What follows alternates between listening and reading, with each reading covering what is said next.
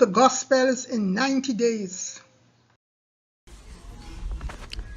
Mark 10, 1 to 31, the International Children's Bible. Jesus teaches about divorce. Then Jesus left that place. He went into the area of Judea and across the Jordan River.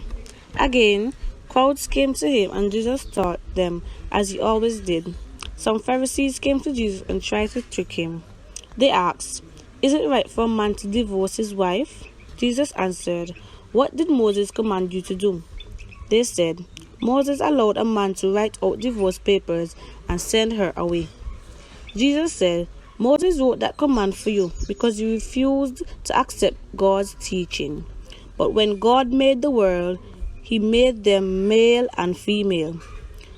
A man will leave his father and mother and be united with his wife, and the two people will become one body. So the people are not two, but one. God has joined the two people together, so no one should separate them." Later, the followers and Jesus were in the house. They asked Jesus again about the question of divorce. He answered, "Anyone who divorces his wife and marries another woman is guilty of adultery against her.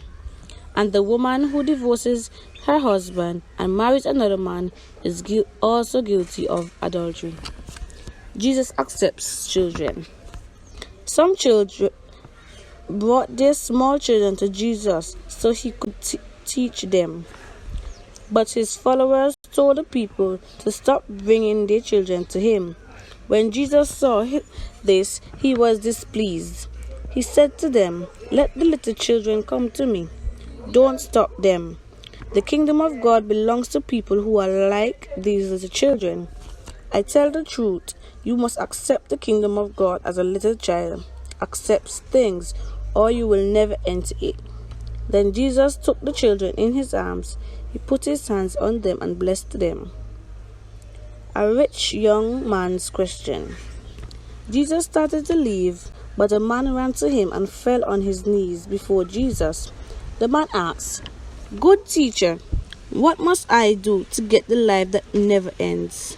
Jesus answered, "Why do you call me good? No one is good except God alone. You know the commands. You must not murder anyone. You must not be guilty of adultery. You must not steal. You must not tell lies about your neighbors in court. You must not cheat. Honor your father and mother."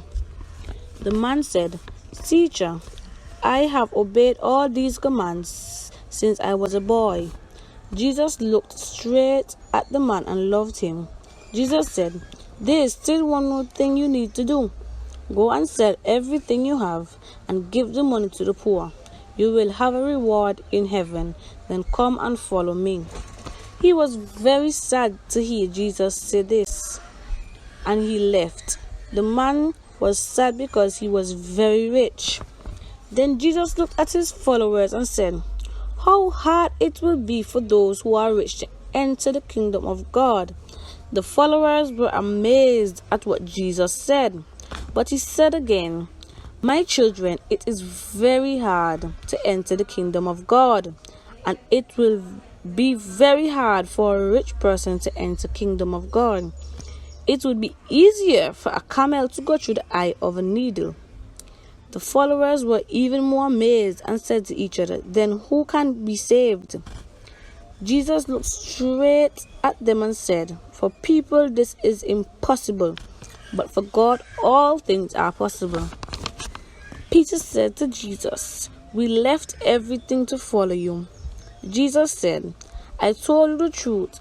Everyone has left his home, brothers, sisters, mother, father, children, or fields for me and for the good news, will get 100 times more than he left. Here in this world, he will have more homes, brothers, sisters, mother, children, and fields. And with those things, he will also suffer for his belief. But in the age that is coming, he will have life forever. Many who are first now will be last in the future, and those who are last now will be first in the future." Jesus talks about his own death.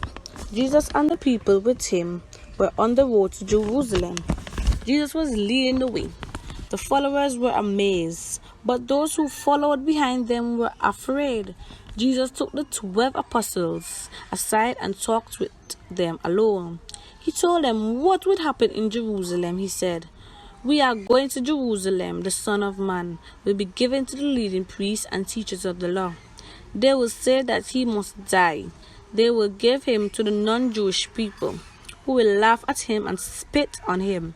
They will beat him with the whips and kill him. But on the third day after his death, he will rise to life again." 2 followers asked Jesus a favor. Then James and John, sons of Zebedee, came to Jesus. They said, "Teacher, we want to ask you to do something for us." Jesus asked, "What do you want me to do for you?" They answered, "You will have glory in the kingdom.